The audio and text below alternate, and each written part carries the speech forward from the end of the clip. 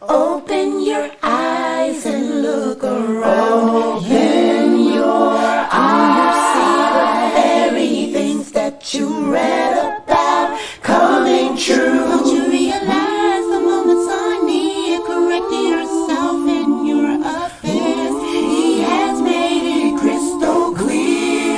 These are the signs of the time. Assalamu alaikum. Sunnahfollowers, new class, stay tuned. Signs of the times. Okay. In alhamdulillah, wa salat, wa salam ala wa rasulullah. Welcome to our series on the signs of the last hour. This is my series on the signs of the last hour. And for this series, we've covered all the way up to the arrival of Jesus, alayhi salam, and how Jesus will come back as a prophet. I mean, not as a prophet, but as a leader of the entire world. He will revive the sunnah of the Prophet Muhammad sallallahu alaihi wasallam and reinstate that. And everyone in the world that's living on earth at that time will convert to Islam. Islam will become the universal religion of the world. And 5 to 7 years of peace. And then after those 5 to 7 years of peace have ended, then we will be confronted with another fitan, which is the Gog and the Magog.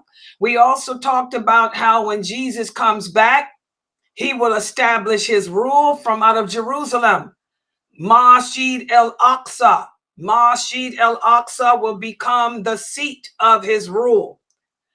And a lot of people ask, well, what will happen to the mosque in Mecca? The mosque in Madinah? Well, they will be destroyed. Again, we talk about how we see all these Muslims today protesting, and all they're doing is protesting against the qadr of Allah, because war comes from Allah. And Masjid al-Aqsa will remain in the same situation it's in today. It will never leave that situation that it's in until Jesus comes. The hadiths are clear. The hadiths are clear on that. So as Muslims, we have to accept that Allah knows what's best and not us. That your wants, your desires are nothing. It's all about Allah and what he wills to be. But when Jesus comes back and rule from out of Jerusalem, and Masjid al-Aqsa will become the seat of it, you know, it comes with the price of the mosque in Mecca and the mosque in Medina being destroyed. Okay. It also comes with the price of Mecca, Medina really not serving any purpose except other than the Hajj ritual. And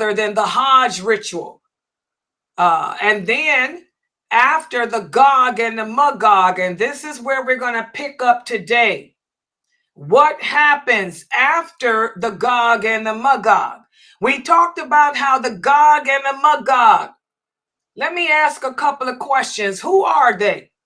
Who are the Gog and the Magog? Can anyone tell me? Who are they? Who are they?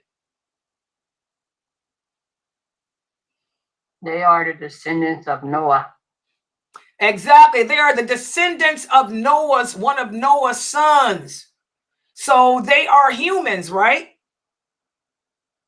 And where are they? Humans. Yeah, where are they? Cave. I mean, they're in between two mountains. And Dude Carnane put a barrier over them with iron and copper, and Allah sealed them in, so they won't be able to come out until Allah let them break the barrier.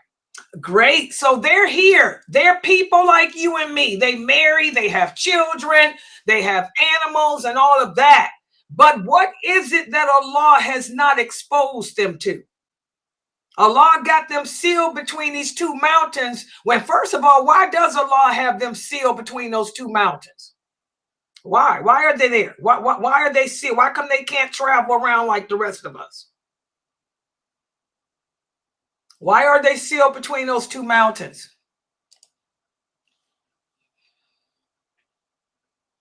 I guess I answer. So they still behind there because they still behind there because they some horrible people. They was killing the people in the land that's right there in front of them. They was so horrible. So that's why they over there. Exactly. They're so corrupt. They're so disobedient. They're so bad, so horrific, that if Allah were to let them run free, they do nothing but cause chaos. They're murderers. They're just uncivilized. They're barbarians. That would be the term to best describe them. Okay? And so since Allah has them sealed between those two mountains, they carry on with their lives and stuff. And because they're sealed between those two mountains, what does that mean? That means they don't have knowledge of what things? What is it that Allah has not exposed them to?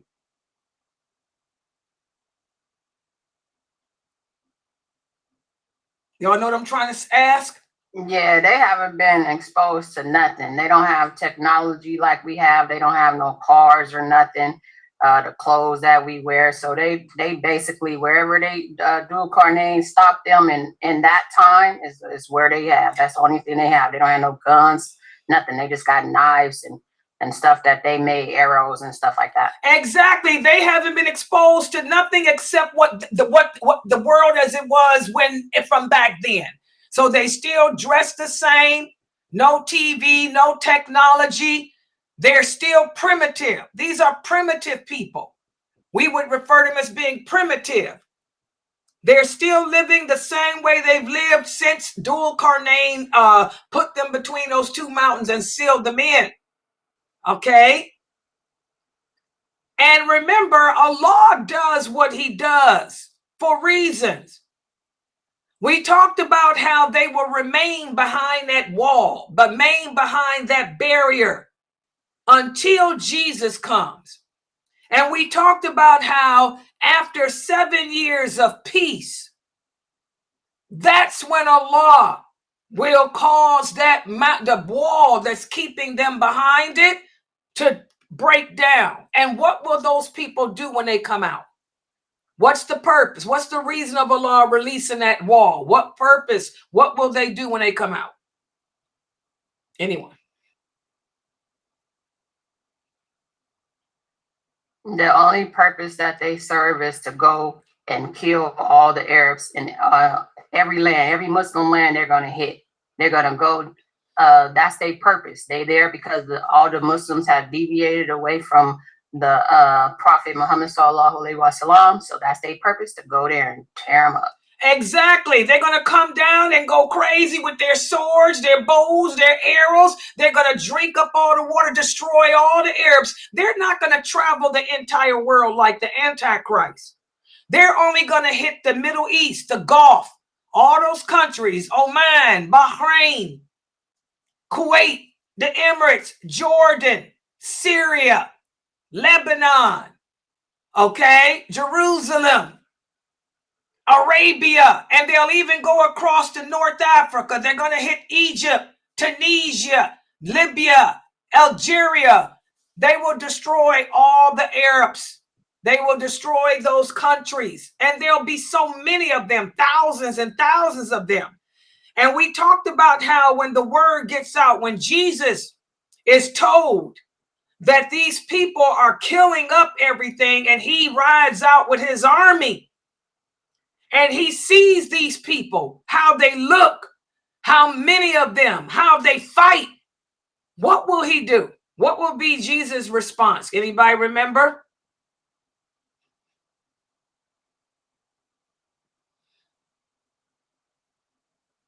Jesus' response is going to be, he's going to make dua to Allah, because they can't stop them people. It's going to be thousands and thousands of them.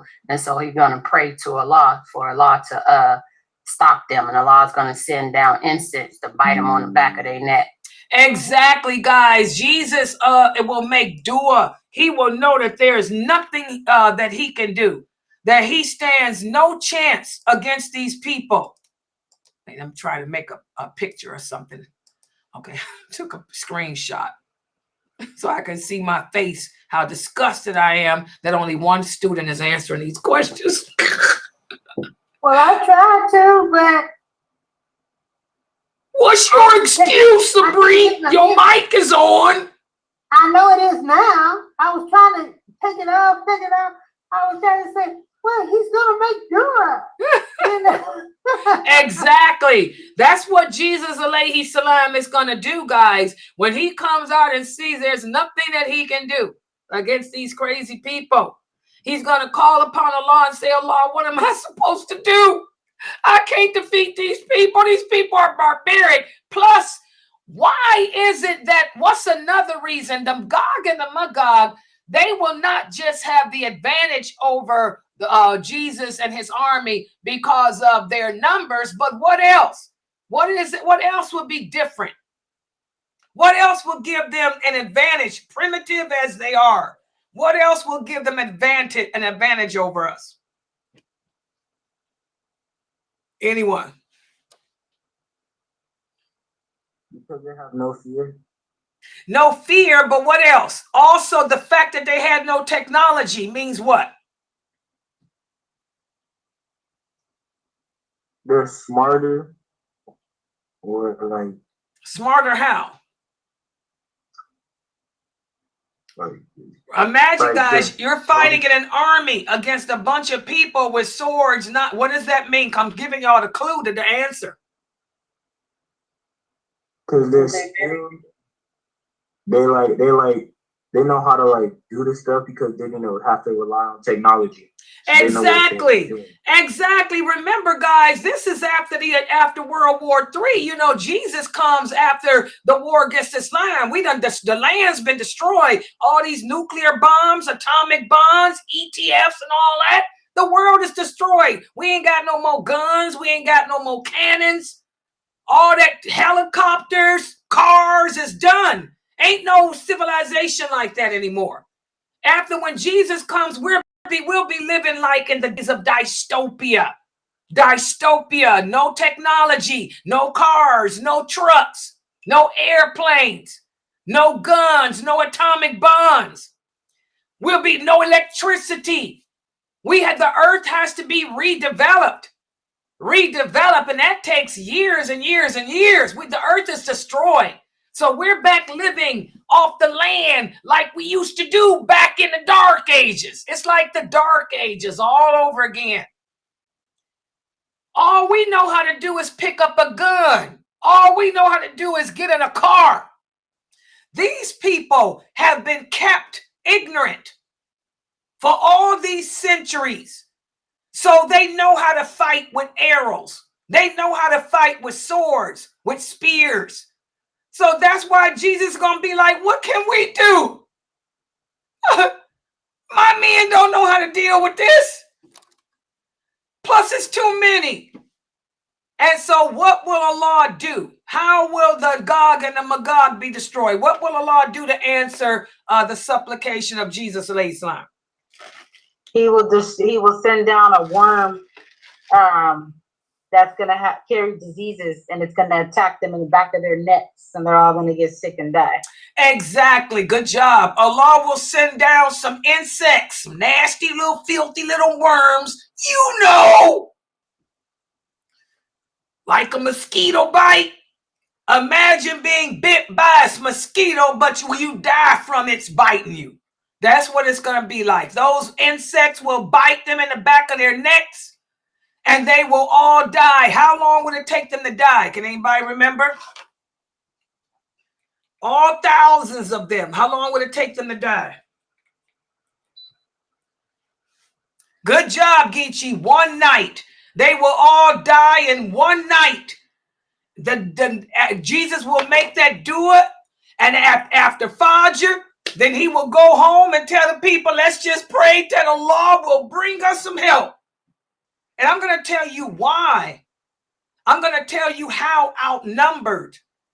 Today we're going to go over, because we even have the authentic hadith that tells us how many men will be with Jesus. Because remember, most of the people living on earth have been destroyed. Why does Allah send war? Allah tells us in the Quran, he sends war to cleanse the earth of bad people. We were bad people.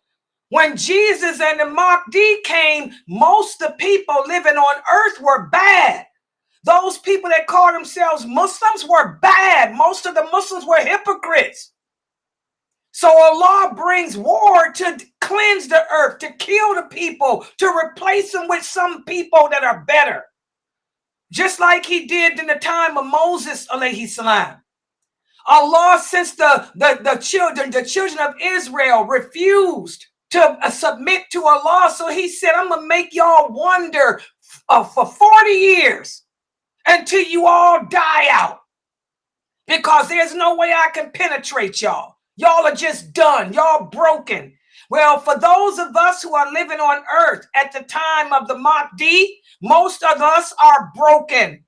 Remember, the Mahdi will only have a handful of believers to support him. Jesus will take over after him, and Jesus will only have a handful of believers supporting him. The earth is not going to be that populated with people anyway, because most of the people have been died from the atomic bombs. So the human beings will be outnumbered that's living. The Gog and the Magog will be thousands of them, and we ain't going to be that many of us even living at that time. Because it's only been 5 years.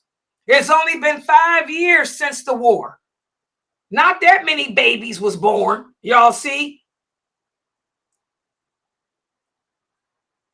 So Jesus will make dua. Allah will send the insects. The insects will bite the people in the back of their neck, and the Gog and the Magog, and they'll die in one night. And it will be so many of them. The blood will be everywhere. The earth is not even fully healed from this war. The stench will be so bad that what will Jesus do? The smell will be so bad that everybody living on earth, even though the Gog and the Magog only came to the Middle East to fight, even the people in Europe will be able to smell the stench. Even the people in America will be able to smell the stench. That's how filthy it will be, and that's how many thousands of them there will be. So what will Jesus do about the filth and the death left behind from these people? Can anybody remember?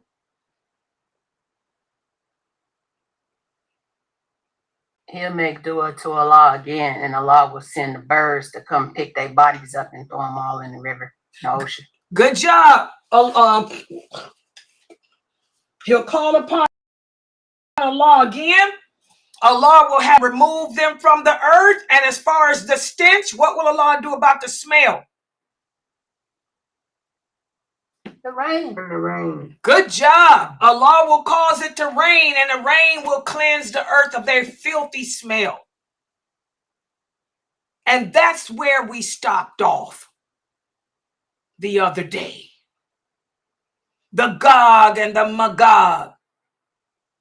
Majuj.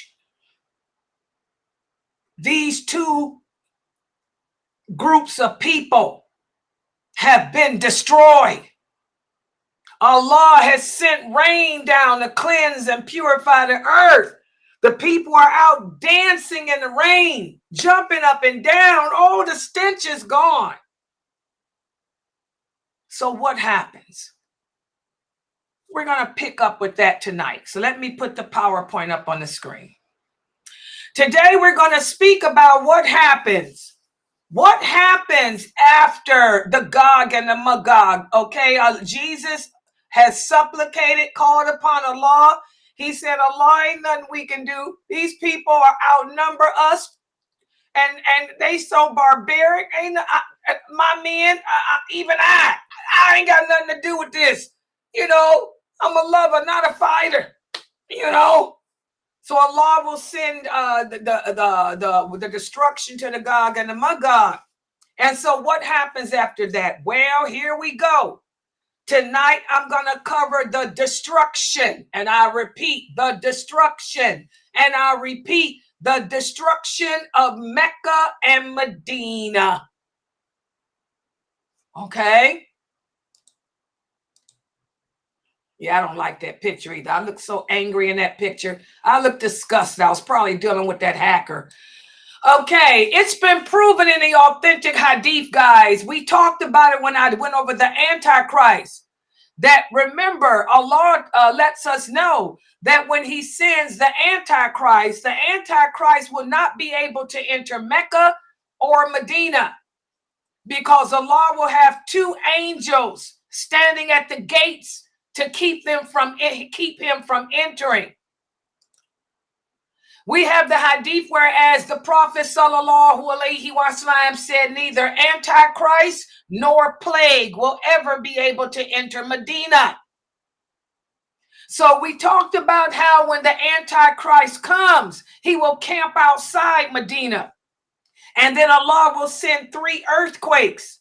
And when Allah sends those 3 earthquakes, every hypocrite and sinful person will be kicked out of Medina. And by the way, the same is for Mecca too. Mecca, the same thing will happen with Mecca too. So all the hypocrites and sinners will be kicked out, and they will go and join the Antichrist, who will be sitting there on his donkey. Like in this picture, he'll be on a donkey waiting for them. And he will tell them, I am Allah. I am Allah. He'll lie and tell them, I sent this earthquake. I'm Allah. You joining me. And they will believe him because they're hypocrites and they're sinful people. The only people that will be left in Mecca and Medina will be true believers. And it's not that many. But we talked about how those true believers, when they hear that the Mahdi has come, they will leave Mecca and they will leave Medina and join the Mahdi. So the hypocrites of Mecca and Medina will be supporting the Antichrist, thinking he's Allah. Whereas the true believers will be with the Mahdi, giving their allegiance to him. Okay? And also, just so you guys know, the Prophet Muhammad sallallahu alaihi wasallam said most of the people who will be kicked out of Mecca and kicked out of Medina will be women. As the Prophet sallallahu alaihi wasallam said, Medina is good and its evil will be eliminated and its goodness will be obvious. Remember, why is it that women will be so sick during those times? Because we've blurred the lines. Remember, in these days, the women will have taken on the role of men, and the men the role of women. The women will be prostituting, making public spectacles of themselves. When I say prostituting, I don't mean having sex. I'm talking about public spectacles like you're doing now. You know, being a man, trying to be a public man with your soft voices though, and all that crap. So, you know, women, there's going to be more women in hell than men too, for a lot of reasons too. But most of the followers, most of the Antichrist's followers will be women, because women are just that way. Okay? So we talked about that. That's when the Antichrist comes. And after the Antichrist appears, we know Jesus comes after him. Jesus will defeat him. And Jesus will then establish Jerusalem as his place of rule. Masjid al-Aqsa. So the Prophet sallallahu alaihi wasallam goes on. And what's the source of all these hadiths? The source of all these hadiths are Sahih Bukhari and Sahih Muslim. The Prophet said Medina will remain inhabited during the days of the Antichrist and during the time of Jesus until Jesus dies. Then when Jesus dies, Jesus will be buried in Medina. And then Medina will be destroyed. Here's the hadith. Umar, may Allah be pleased with him, said, I heard the Prophet say, A person will pass through Medina and said there used to be a time when many people used to live here. And the same with Mecca. The only purpose Mecca will serve is the Hajj. The people will only go to Mecca to make Hajj. That's it. But after Jesus dies, Mecca and Medina will become uninhabited. Medina will be destroyed. Mecca will remain alive and functioning only for the Hajj. And all these hadiths are authentic. Listen to what Abu Hurairah said. He said the Prophet sallallahu alaihi wasallam said people will leave Medina in spite of it being in better condition. The only thing that will remain are wild animals and birds. And when the last hour comes, there will be 2 shepherds of the tribe of Muzayna in Medina. They will enter Medina with their sheep, but they will only find it full of wild beasts and will run away. And when they arrive at the hill, they will fall on their faces because of the last hour. So from this authentic hadith, which is in Sahih Bukhari, you can see even after Jesus dies, we still will not be as we are today in technology. Y'all understand that? There'll be no cars, there will be no airplanes, no atomic bombs. We're still living in dystopia. We'll be living off the land with sheep. We'll be riding on horses, riding on camels. There won't be no cars. So again, the entire earth will have been destroyed from that war, guys. Okay? So we're back to living like we did back in the dark ages. Even these hadiths, it shows that when the last hour comes, our condition as humanity, our humanity condition will be like it was in the dark ages. All that technology gone because we used it and destroyed our earth as a result. And the source of all of these hadiths is Bukhari and Muslim.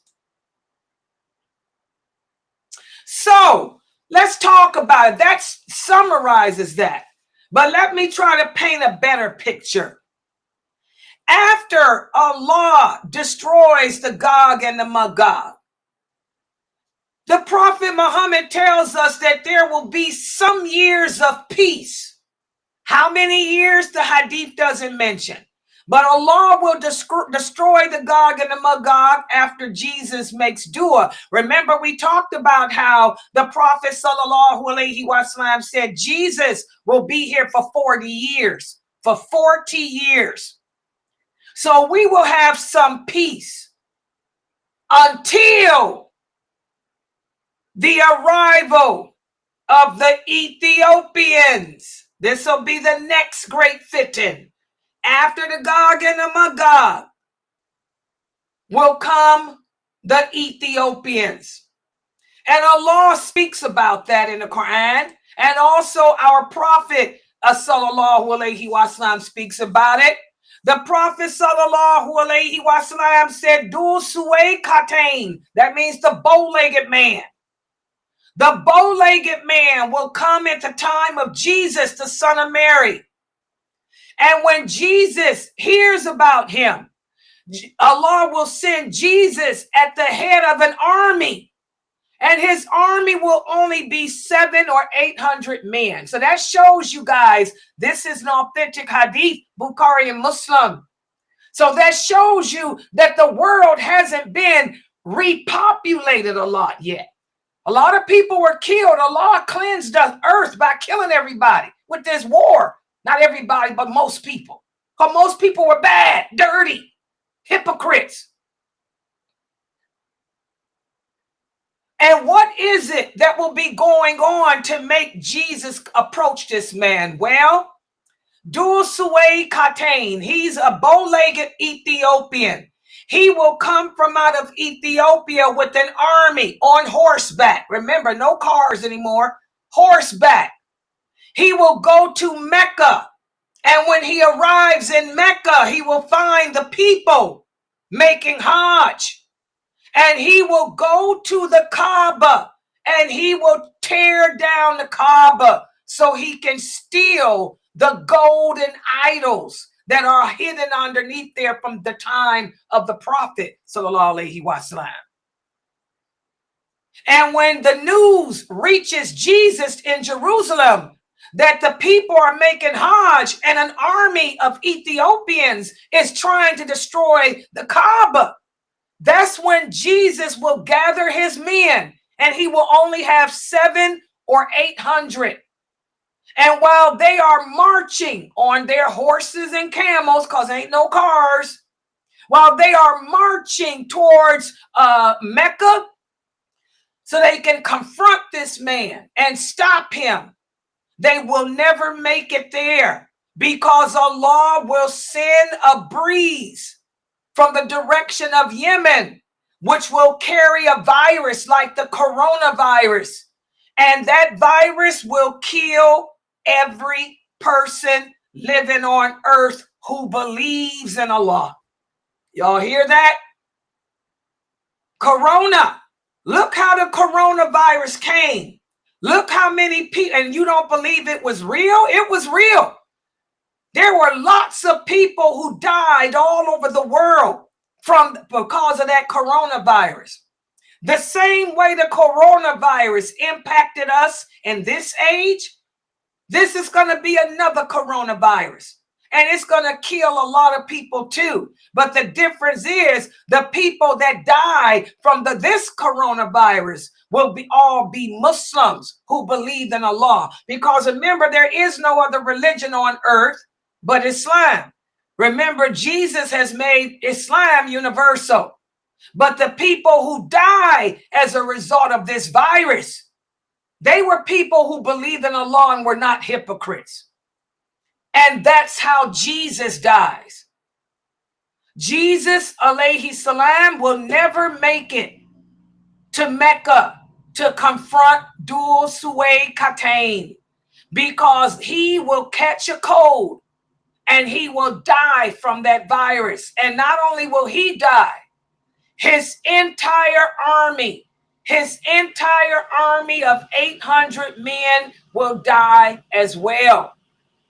And as the Prophet sallallahu alaihi wasallam said, when all the believers on earth die from this virus, the people that will be left living will be the worst people, and they will be worse than animals. Even though they claim to be Muslim, they will be having sex in the streets, just like dogs, because they have no leader over them anymore. There is no president. There is no governor. There is no a ruler over them. And that's when the prophet said the last hour will be close. But here we can see this is the death of Jesus, alayhi salam. Jesus will die going to stop these Ethiopians, but he'll never make it there. But he'll be close to Mecca because he will be buried in Medina. He'll only make it as far as Medina, and he'll die and he'll be buried in Medina. Listen to other hadiths that the prophet said about the Ethiopians. He said, leave the Ethiopians alone as long as they are not bothering you, because no one will recover the treasures of the Kaaba except for Dhul Suway Qatain. He said, and I can see him now. He is a black man, and his legs are widely spaced. That means bow-legged. And he will destroy the Kaaba brick by brick. This hadith is authentic. This hadith is Bukhari. Also, the Prophet sallallahu alaihi wasallam said the last hour will not come until a man from Qatain appears and rules the people. And we're going to talk more about that hadith the next time we meet. Okay? Also,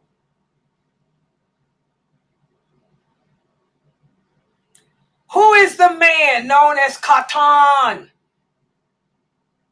Khatan is not Dul Suway Khatain. I'm going to go into more detail when we meet in this class again about this. Khatan is Arab. Khatan will be a king from Saudi Arabia. What happens is right before the bow-legged Abyssinian comes to destroy the Kaaba, the Arabs will be engaged in a fight. They'll be arguing as to who's going to be the new king of Saudi Arabia. And this one man will make himself the king named Khatan. Listen to what the Prophet Sallallahu Alaihi Wasallam said. Allegiance will be given to a man between the Rukn and the Maqam. They will be right there in Mecca, where the Kaaba is, near where the Kaaba is. And the people will pledge allegiance to him. And no one will violate the sanctity of the Kaaba except those who will be living there. The Prophet's talking about the Arabs. The Arabs of Saudi Arabia will be right there outside the Kaaba fighting and arguing because their king has died. Who's going to replace the king? The king of Saudi has died. Who's going to replace him? So they'll be sitting there arguing and fighting with each other as to which one is going to be king. There's a hadith that says the people will come from Jordan. The Arabs will come from as far as Jordan, all wanting to be king of Saudi, I guess. And when they violate the sanctity of the Kaaba, he said, do not ask about the destruction of them, because you ain't got to worry about Allah punishing them for fighting and arguing at the holy harem. Don't worry about it, because Allah will send the Ethiopians to come and kill them and destroy the harem. And the Kaaba will never be rebuilt after this. So there it is. When Dhul Qarnayn comes, it's going to be easy for him to destroy the Kaaba, because the Arabs are going to be standing out there fighting each other with their little swords, with their little spears, fighting to see who's going to be the new king of Saudi Arabia. Y'all see that? Also, another hadith, the Prophet Sallallahu Alaihi Wasallam said the Kaaba will be destroyed by Dhul Suway Khatain from Ethiopia, and he will rob it of its adornments. He will take away its covering. And I can see him. He's a bald-headed man who ain't bald nowadays. And he will have distorted wrists and ankles. And he will hit the Kaaba with a shovel and a pickaxe. So y'all can see dystopia. Y'all can see we're still primitive. We don't have the weapons we got today. That stuff destroyed the earth. We back to using axes, shovels, and all of that nonsense. And y'all see this covering of the Kaaba.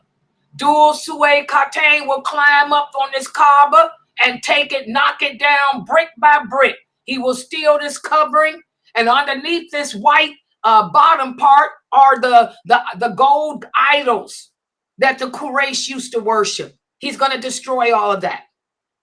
And while he's taking that stuff, what are the Arabs doing? The Arabs would have been killed because he's going to ride up with his army while they fighting and arguing over who's going to be the king of Saudi. Subhanallah. So this is a picture, guys, of Mecca. Y'all see this? Imagine his little army coming over these hills. Here you see in the harem, this white part where the Kaaba is in the harem. These are all the Arabs. The Saudi Arabia, Oman, Bahrain, Egypt, Emirates, Jordan, Syria, Iraq. They all sitting in here like a bunch of idiots with killing each other over who's gonna be the new king. And while they in this little spot doing their thing, they don't see the army of Dul Suway Katan coming over these hills with all his men. He gonna ride up on them with his horses and camels and slice them all up and then climb up on that Kaaba and destroy it brick by brick. And he's called Dul Suway Katan because he has small calves. And they said that this is common amongst black people in Ethiopia. I don't know.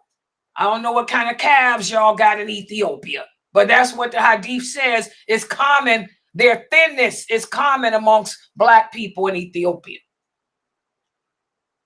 So a lot of people may ask the question, how is it that he will be allowed to destroy what Allah has made a sanctuary?